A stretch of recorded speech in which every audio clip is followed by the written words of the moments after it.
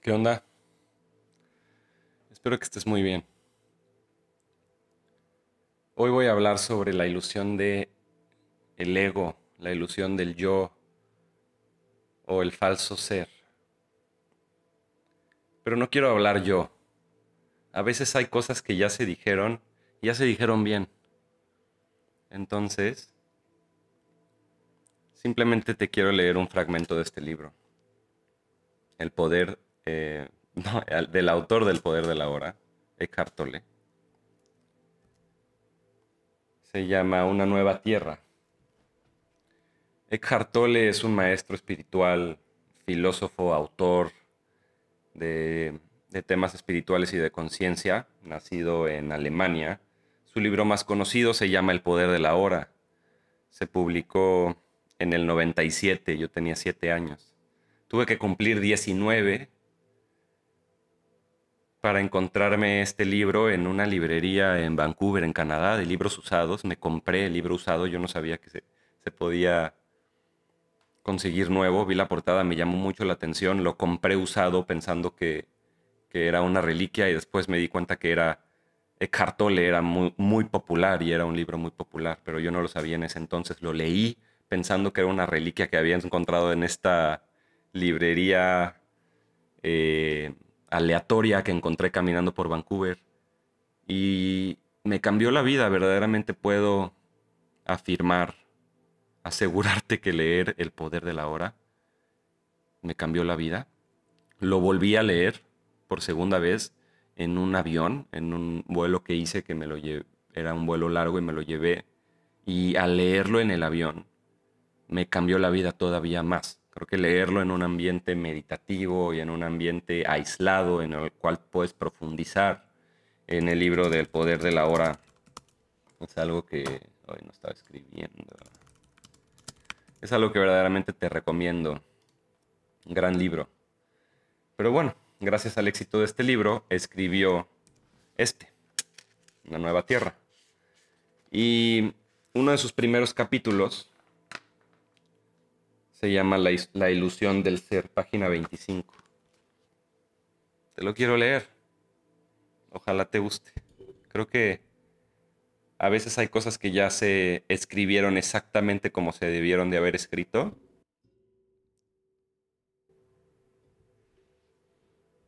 Y no hay que modificarlo. La ilusión del ser, por Eckhart Tolle. La palabra yo encierra a la vez el mayor error y la verdad más profunda, dependiendo de la forma como se utilice.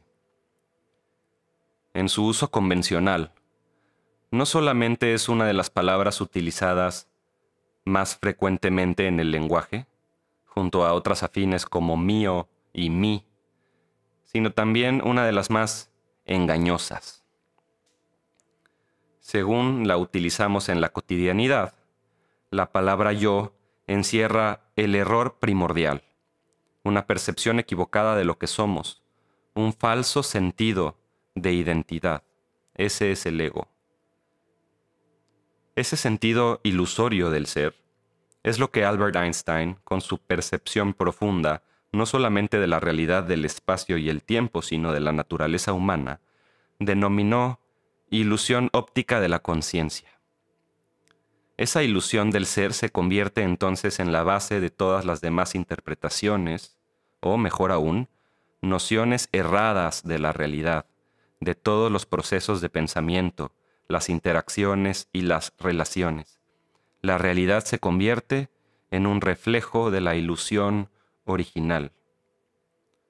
La buena noticia es que cuando logramos reconocer la ilusión por lo que es, ésta se desvanece. La ilusión llega a su fin cuando la reconocemos. Cuando vemos lo que no somos, la realidad de lo que somos emerge espontáneamente. Esto es lo que sucederá a medida que usted lee lenta y cuidadosamente este capítulo y el siguiente, los cuales tratan sobre la mecánica del falso yo al cual llamamos ego. Así, ¿cuál es la naturaleza de este falso ser? Cuando hablamos de yo, generalmente no nos referimos no nos referimos a lo que somos. Por un acto monstruoso de reduccionismo, la profundidad infinita de lo que somos se confunde con el sonido emitido por las cuerdas vocales o con el pensamiento del yo que tengamos en nuestra mente, y lo que sea con lo cual éste se identifique. Entonces, ¿a qué se refieren normalmente el yo, el mí y lo mío?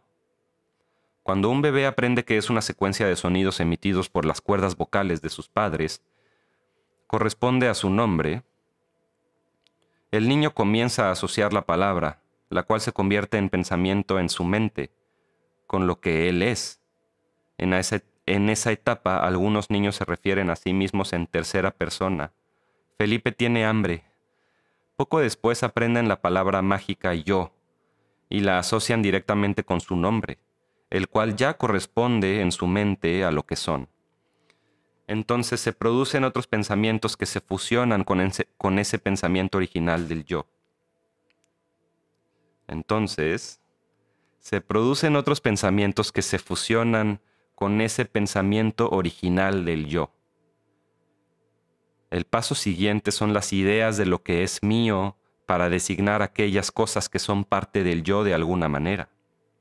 Así sucede la identificación con los objetos, lo cual implica atribuir a las cosas, y en últimas a los pensamientos que representan esas cosas, un sentido de ser, derivando así una identidad a partir de ellas. Cuando se daña o me quitan mi juguete, me embarga un sufrimiento intenso, no porque el juguete tenga algún valor intrínseco. El niño no tarda en perder interés en él y después será reemplazado por otros juguetes y objetos, sino por la idea de lo mío. El juguete se convirtió en parte del sentido del ser, del yo del niño. Sucede lo mismo a medida que crece el niño. El pensamiento original del yo atrae a otros pensamientos. Viene la identificación con el género, las pertenencias, la percepción del cuerpo, la nacionalidad, la raza, la religión, la profesión. El yo también se identifica con otras cosas como las funciones, madre, padre, esposo, esposa, etc. El conocimiento adquirido, las opiniones, los gustos. Y también con las cosas que me pasaron a mí en el pasado, el recuerdo de las cuales son pensamientos que contribuyen a definir aún más mi sentido del ser como yo y mi historia. Estas son apenas algunas de las cosas de las cuales derivamos nuestra identidad. En últimas, no son más que pensamientos sostenidos precariamente por el hecho de que todos comparten la misma noción del ser. Esta interpretación mental es la que normalmente nos referimos cuando decimos yo. Para ser más exactos, la mayoría de las veces no somos nosotros quienes hablamos cuando decimos y pensamos el yo, sino algún aspecto de la interpretación mental del ser egoísta. Una vez acaecido el despertar, continuamos hablando de yo, pero con una noción emanada de un plano mucho más profundo de nuestro ser interior. Entonces, paréntesis, aquí ya empezamos a entender cuál es la diferencia entre el ego, el falso yo, y el sentido real del ser, tu verdadera identidad de ser, que también es yo.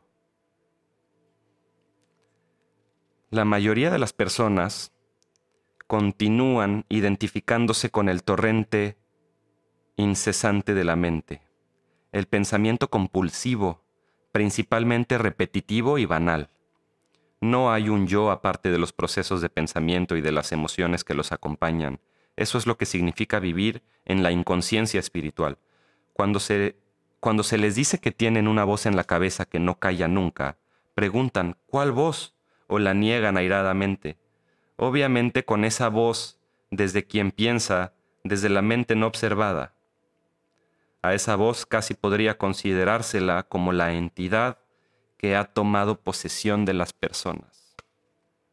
Se está refiriendo a esas personas que viven poseídas por su flujo de pensamiento interno, por su tren de pensamiento. Identificadas, obviamente, 100%, con su ego, con su falso sentido de ser. Sigo, y este ya es el último párrafo. Algunas personas nunca olvidan la primera vez que dejaron de identificarse con sus pensamientos y experimentaron brevemente el cambio, cuando dejaron de ser el contenido de su mente para ser la conciencia de fondo. Para otras personas, sucede de una manera tan sutil que casi no la notan, o apenas perciben una corriente de alegría o paz interior sin comprender la razón.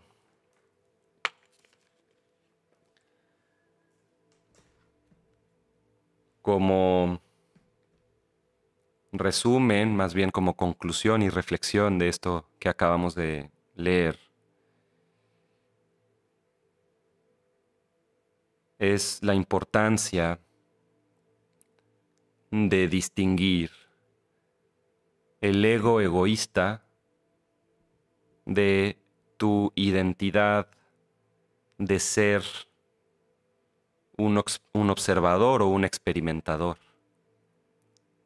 que muchas veces se confunde en muchos círculos o corrientes de filosofía espiritual, la idea de que el ego se tiene que suprimir, se tiene que eliminar.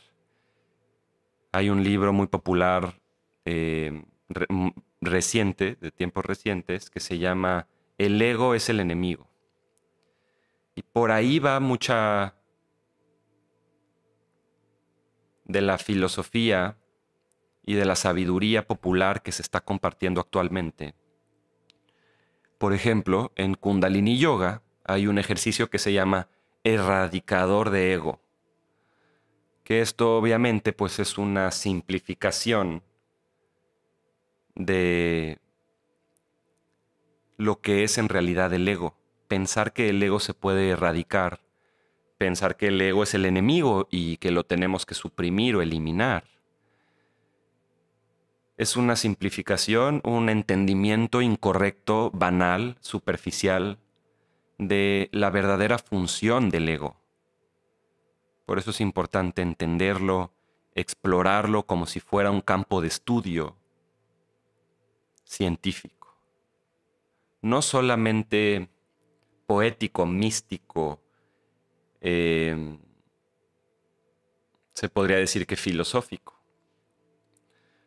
Porque al hacer un entendimiento, al hacer un ejercicio riguroso de entendimiento, estás practicando ciencia. Y acuérdate que la ciencia no se distingue por su tema, sino por su método. Es decir, tú puedes hacer ciencia, puedes hacer investigación de cualquier tema. Ningún tema es ajeno al método científico, a la indagación y la investigación auténtica que parte de una curiosidad genuina de querer entender. Y como esa curiosidad es genuina, el método es lo más importante, porque tienes que ser riguroso en el método. Y riguroso es distinto a rígido, que no es flexible, sino que es riguroso porque es serio. Y esa seriedad es lo que yo te quiero compartir al tratar de acercarme a estos temas. Porque no lo tomo a la ligera. Y porque también sé que en muchos sentidos yo no sé nada. En muchos sentidos no sé qué rayos estoy diciendo. Es simplemente una exploración, es un intento por entender. Y por conectar contigo. Y entonces juntos podemos seguir este camino de intentar entender. Desde la humildad de que sabemos que somos percepción limitada. Tenemos que estar conscientes de nuestras limitantes y saber también que la definición de conciencia, siempre que pensemos que está terminada, entonces va a estar mal. Y mañana voy a hablar un poquito más de eso. Mañana vamos a hablar exactamente de eso, de la definición de conciencia. ¿Qué es conciencia? Entonces dejemos este video hasta aquí y te veo mañana.